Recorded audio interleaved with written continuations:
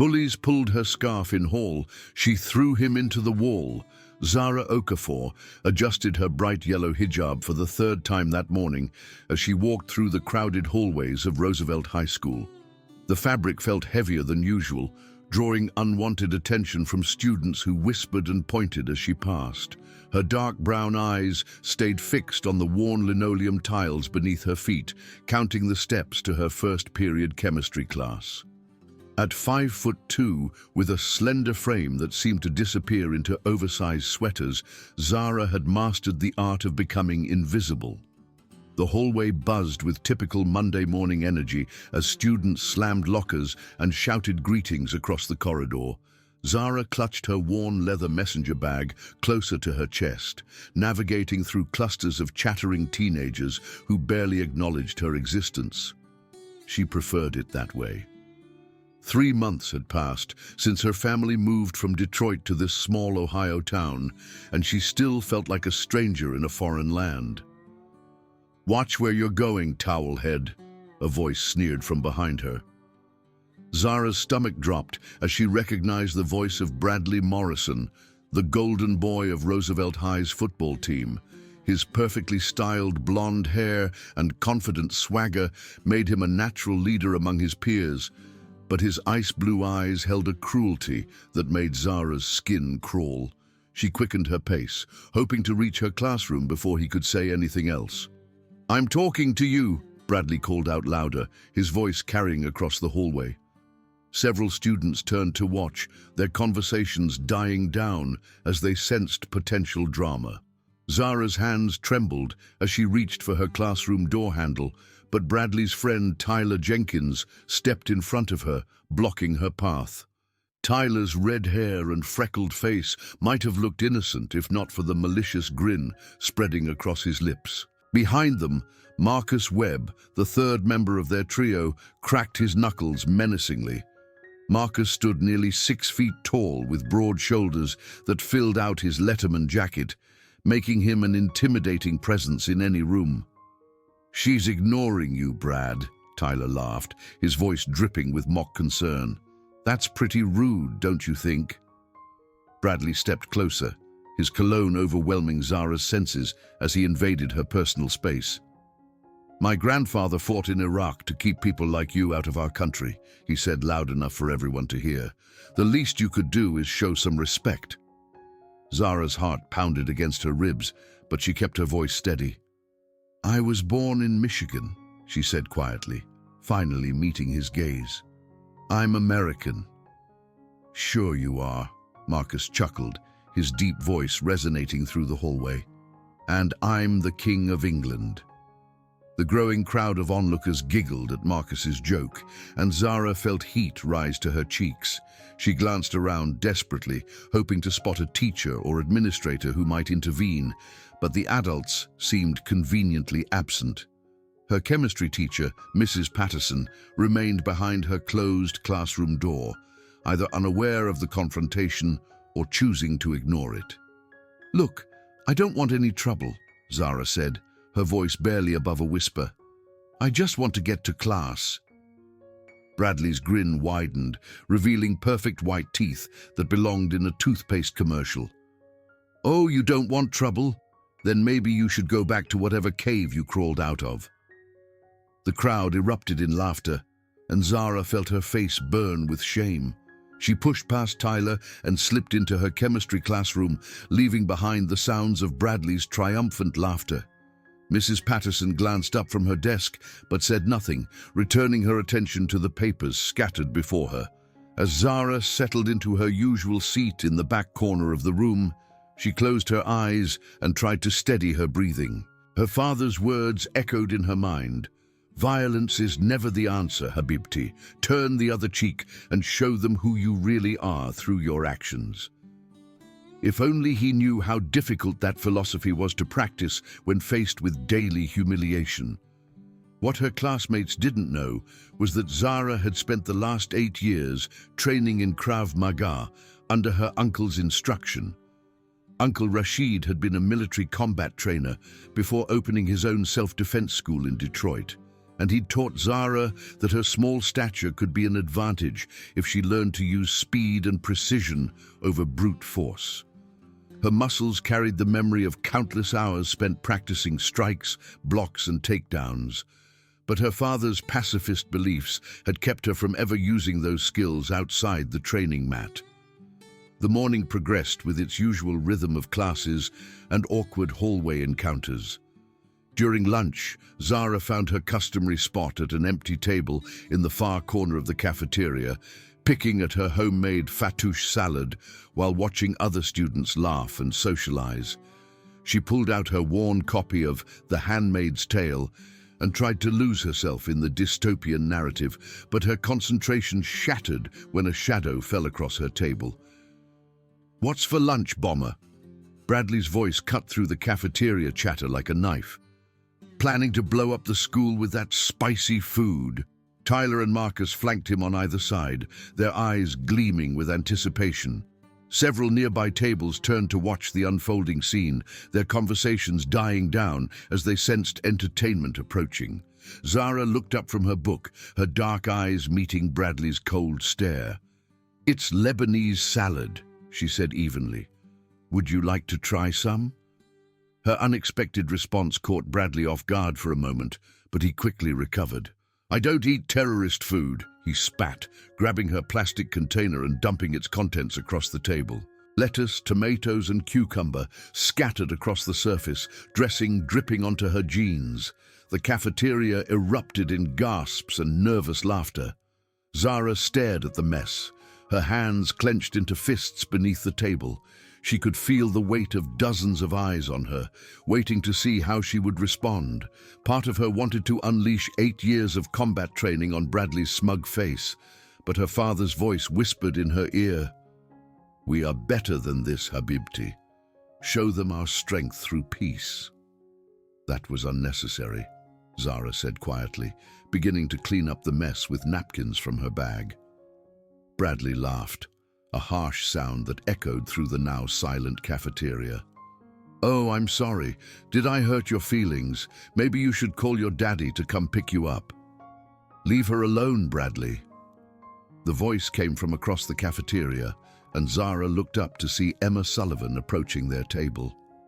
Emma's auburn hair caught the fluorescent lights as she walked, her green eyes flashing with anger. She was one of the few students who had ever shown Zara any kindness, often sharing smiles and occasional conversations about their shared love of literature. "Well, well," Tyler grinned, his freckled face lighting up with malicious glee. "If it isn't Saint Emma, coming to save the day." Emma reached their table and placed a protective hand on Zara's shoulder. "I said leave her alone. She hasn't done anything to you." Bradley's expression shifted, his attention now focused on Emma with predatory interest. "You know, Emma, I never took you for a terrorist sympathizer. Maybe you need to reconsider the company you keep. And maybe you need to reconsider being a complete jackass," Emma shot back, her voice rising above the cafeteria's whispers. The tension in the air grew thick enough to cut with a knife. Zara watched in horror as Bradley's face darkened with rage, his hands clenching into fists at his sides. She had inadvertently dragged Emma into her nightmare, and the guilt sat heavy in her stomach. "You've got quite a mouth on you," Bradley said, stepping closer to Emma. "Maybe someone should teach you some manners." Before Zara could react, Marcus reached out and grabbed Emma's arm, his large hand easily encircling her wrist. "Yeah, maybe we should educate both of you ladies about respect." The cafeteria fell completely silent now, every eye focused on the unfolding confrontation. Zara felt something snap inside her chest, a string that had been pulled taut for months, finally reaching its breaking point. But before she could act, Mrs. Henderson, the lunch monitor, appeared at their table. "What's going on here?" the elderly woman asked, her grey hair pulled back in a severe bun that matched her stern expression. "Nothing, Mrs. Henderson," Bradley said smoothly, his charming smile returning instantly. "Just having a friendly conversation with our new classmate." Mrs. Henderson's eyes swept over the mess on the table, but she seemed to accept Bradley's explanation without question. "Well, clean up this mess and get back to your seats. Lunch period is almost over." As the administrator walked away, Bradley leaned down close to Zara's ear. "This isn't over, Sandrat. And next time, your little girlfriend won't be here to save you." The trio walked away laughing, leaving Zara and Emma alone at the ruined table. Emma helped gather the scattered napkins, her hands shaking slightly with residual anger. "I'm sorry," Zara whispered, her voice thick with emotion. "I never wanted to drag you into this." Emma looked up, her green eyes soft with understanding. "You didn't drag me into anything. I chose to speak up because it was the right thing to do." She paused, studying Zara's face. "But why don't you ever fight back? I've seen you in gym class. You're stronger than you look." Zara's heart skipped a beat. How had Emma noticed something that everyone else missed? "I don't believe in violence," she said carefully. "My father taught me that there are better ways to solve problems." Emma nodded slowly, but something in her expression suggested she sensed there was more to the story. "Well, maybe some problems require a different kind of solution." The rest of the afternoon passed in a blur of classes and watchful stares. Word of the cafeteria incident had spread throughout the school, and Zara found herself the subject of whispered conversations and pointed looks. Some students seemed sympathetic, while others appeared to view her as an outsider who had gotten what she deserved. As the final bell rang, Zara hurried to her locker, eager to escape the building and find refuge in her family's apartment. She spun the combination lock with practiced efficiency, her mind already focused on the peaceful evening ahead. But as she opened the metal door, a folded piece of paper fluttered to the ground. Her hands trembled as she unfolded the note, reading the crude message scrawled in red ink. "Go back to your country before we send you back in pieces." Zara's vision blurred as tears threatened to spill over. She crumpled the note in her fist and shoved it deep into her backpack, not wanting anyone to see the evidence of her humiliation. The hallway around her seemed to spin as she fought to maintain her composure. But the weight of months of abuse finally became too much to bear. She slammed her locker shut and hurried toward the exit, pushing through groups of students who seemed to part like the Red Sea before her. The cool October air hit her face as she burst through the school's front doors, providing momentary relief from the suffocating atmosphere inside. But her escape was short-lived. Bradley's voice carried across the parking lot like a siren call of doom. "Hey, terrorist! Wait up!" Zara's feet moved faster across the asphalt, her messenger bag bouncing against her hip with each hurried step. She could hear footsteps behind her, growing closer despite her best efforts to outrun them. The school bus had already pulled away, leaving her stranded in the parking lot with no means of escape. "I said wait up!" Bradley's hand grabbed her shoulder, spinning her around to face him and his ever-present companions. Tyler and Marcus formed a semicircle around her, effectively blocking any escape routes. Other students began to gather, forming a loose ring around the confrontation like spectators at a gladiator match. Zara noticed Emma pushing through the crowd, her face etched with concern. "What do you want?" Zara asked, her voice steadier than she felt. Bradley's grin held no warmth as he reached into his backpack and pulled out a small American flag. "I think it's time you learned to show some respect for the country that took you in," he said, waving the flag in front of her face. "Why don't you kiss it and thank it for letting you stay?" The crowd murmured with anticipation, some students pulling out their phones to record the humiliation. Zara felt her cheeks burn with shame as she realized this moment would likely be shared across social media within hours. "I'm not going to do that," she said quietly, her dark eyes meeting Bradley's blue ones without flinching. Bradley's expression darkened. "Oh, I think you are. Unless you want things to get worse for you and your little friend over there," He nodded toward Emma, who was trying to push through the crowd to reach them. Marcus stepped forward and grabbed Emma's arm, pulling her into the circle with surprising gentleness. "Let her go," Zara said, her voice gaining strength. "This is between you and me." Tyler laughed, his freckled face twisted with amusement. "Oh, but she made it our business when she decided to defend you. Maybe she needs to learn about respect too." Bradley reached toward Zara's hijab, his fingers brushing against the bright yellow fabric. "You know what? I think this thing is disrespectful. Maybe you should take it off and show everyone what you're hiding under there." The crowd gasped as Bradley's hand moved closer to her head covering. Zara felt something fundamental shift inside her, like a dam bursting under too much pressure. Every lesson her father had taught her about peace and forgiveness crumbled in the face of this ultimate violation. "Don't touch me," she said, her voice carrying a dangerous edge that made Bradley pause.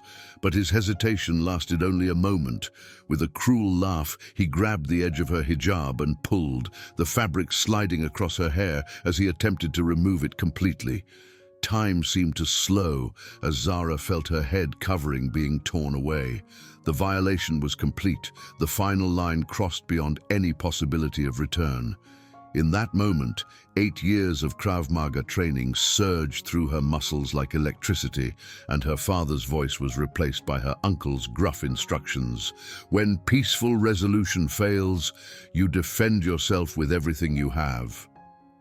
Zara's hand shot up and caught Bradley's wrist in an iron grip, her fingers finding the pressure point that made him release her hijab with a sharp gasp.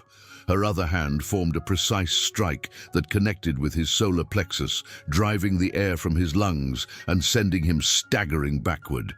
The crowd erupted in shocked gasps as Bradley doubled over, clutching his chest and struggling to breathe. Tyler and Marcus stared in disbelief, unable to process what they had just witnessed. "Holy shit," someone whispered from the crowd. "Did you see that?" Zara calmly adjusted her hijab, her dark eyes never leaving Bradley's face as he slowly straightened up. Her stance had changed completely, her previous slouched posture replaced by the confident bearing of a trained fighter. "I told you not to touch me," she said, her voice carrying clearly across the silent parking lot. Bradley's face flushed red with rage and embarrassment. "You little bitch," he snarled, lunging toward her with his fist raised. But Zara was ready. She sidestepped his clumsy attack with fluid grace, her right hand deflecting his punch while her left struck his extended elbow. The joint hyperextended with a sickening pop, and Bradley screamed in pain as he crashed to the asphalt. Tyler rushed forward next, his face twisted with fury. "You broke his arm!" Zara ducked under his wild swing and drove her knee into his stomach, following up with an elbow strike to his back that sent him sprawling beside his friend. The crowd pressed closer, their phones recording every moment of the unprecedented reversal. Marcus, the largest of the three, approached more cautiously. His size advantage was obvious, but something in Zara's eyes made him hesitate. She had transformed from a timid victim into something altogether more dangerous. "Come on, Marcus," she said, her voice calm and controlled. "Don't make this harder than it needs to be." Marcus charged forward with a roar, his massive frame bearing down on her like a freight train. But Zara had been trained to fight opponents twice her size. She dropped low and swept his legs, using his own momentum against him as he crashed to the ground with earth-shaking force. The parking lot fell completely silent, except for the groans of the three defeated bullies. Zara stood over them, her hijab perfectly in place and her breathing barely elevated. She looked around at the stunned faces of her classmates, seeing a mixture of fear, respect, and amazement in their eyes. Emma broke free from the crowd and rushed to Zara's side, her green eyes wide with shock. "Where did you learn to fight like that?" Zara's expression softened as she looked at the girl who had risked herself to defend her. "My uncle taught me," she said simply. "I never wanted to use it, but they left me no choice." Bradley struggled to his feet, cradling his injured arm against his chest. His face was pale with pain and humiliation, but his eyes still burned with hatred. "This isn't over," he gasped. "You'll pay for this." Zara stepped forward, her movement causing Bradley to flinch backward. "Yes, it is over," she said quietly. "You've bullied me for months, and I let you because I believed in solving problems peacefully.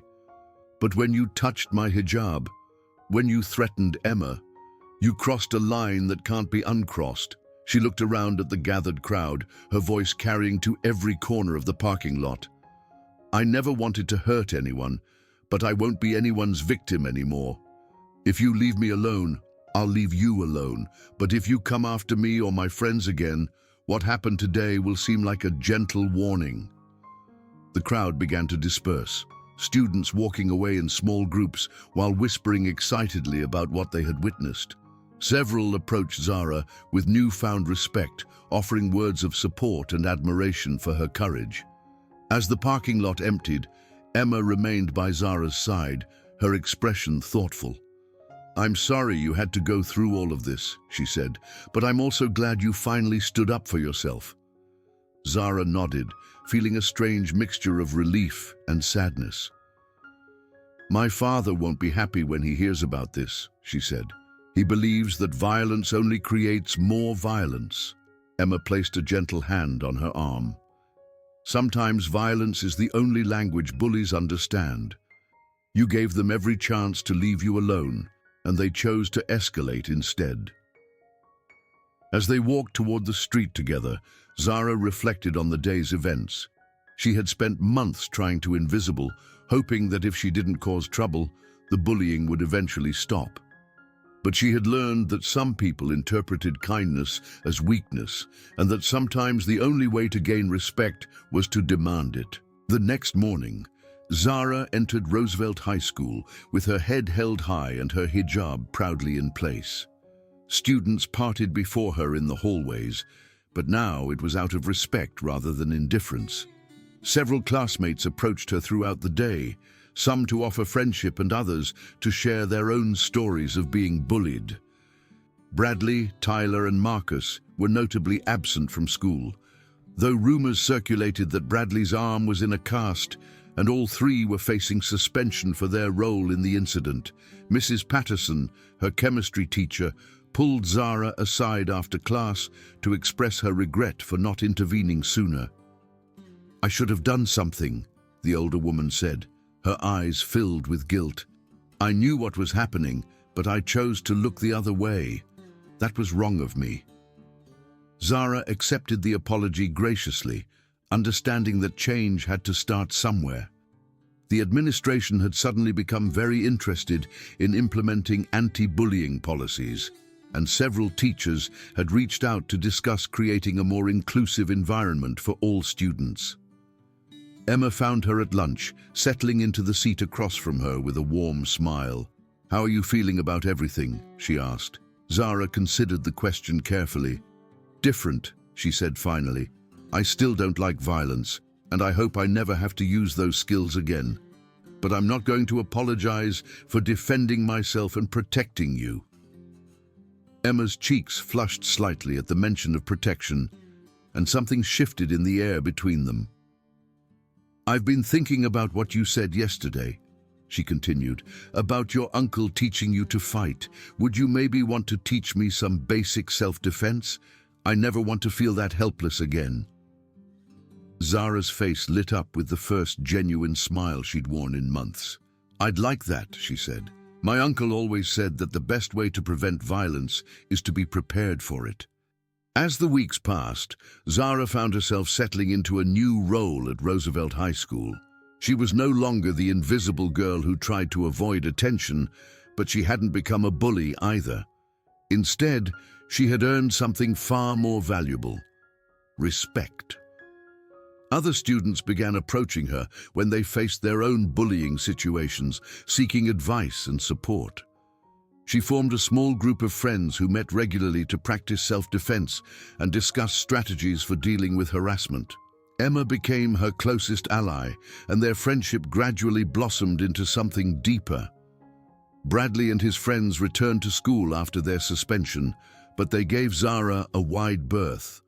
The humiliation of being defeated by someone they had considered an easy target had deflated their confidence, and they seemed to have learned that their actions had consequences. One afternoon, as Zara was leaving school, she found Bradley waiting by her locker. His arm was still in a cast, and his usual arrogant demeanor had been replaced by something that looked almost like shame. "I wanted to apologize," he said quietly, his eyes focused on the floor. "What I did was wrong. The things I said, the way I treated you, it was inexcusable." Zara studied his face, searching for signs of sincerity. "Why now?" she asked. "Why apologize after all this time?" Bradley's jaw tightened, and for a moment she thought he might revert to his old behavior, but then his shoulders sagged with defeat. "Because you were right," he said. "I was a bully, and I hurt people because I thought it made me look strong. But you showed me what real strength looks like." He looked up at her then, his blue eyes lacking their former coldness. "I know you have no reason to forgive me, but I wanted you to know that I'm sorry, and I'm trying to be better." Zara felt the last of her anger dissolve, replaced by something she hadn't expected: pity. Bradley had been so focused on projecting strength that he had never learned what it actually meant to be strong. "Thank you for apologizing," she said simply. "I hope you mean it." Bradley nodded and walked away, leaving Zara alone with her thoughts. She understood now that her transformation wasn't just about learning to fight back physically. It was about finding the courage to stand up for what was right, even when it was difficult. As she walked home through the crisp autumn air, Zara reflected on the journey that had brought her to this moment. She had learned that turning the other cheek was noble, but there came a time when standing up for yourself and others was the only moral choice. The key was knowing the difference between defending yourself and becoming the aggressor. Her phone buzzed with a text from Emma. "Movie night at my place? I'll make popcorn, and we can practice those new moves you showed me." Zara smiled as she typed back her response. "I'll be there. And Emma? Thank you for standing up for me that day in the cafeteria. It meant more than you know." The reply came quickly. "We stand up for each other. That's what friends do." As Zara tucked her phone away and quickened her pace toward home, she felt a sense of peace that had been missing for months. She had found her voice, her strength, and her place in the world. Most importantly, she had learned that true courage wasn't about avoiding conflict. It was about facing it with dignity and knowing when to fight and when to forgive. The girl who had once tried to make herself invisible now walked with purpose, her bright yellow hijab catching the afternoon sunlight like a beacon of hope. She had discovered that respect couldn't be given freely. Sometimes it had to be earned through action, courage, and the willingness to stand up for what was right. Roosevelt High School would never be the same, and neither would Zara Okafor. She had found her strength not in spite of her differences, but because of them. And in doing so, she had taught everyone around her that true power came not from tearing others down, but from building them up and standing together against injustice. The transformation was complete, but the journey was just beginning.